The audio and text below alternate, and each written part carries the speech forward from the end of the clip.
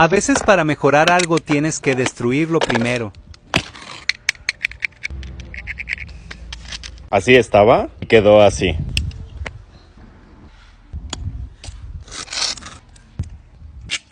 ¿Ya casi?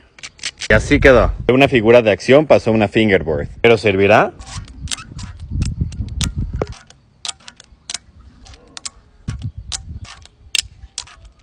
Después de modificarla sí se puede utilizar, pero es bastante difícil. Sobre todo ya que es súper pequeña. ¿Tú la probarías o está súper chafa?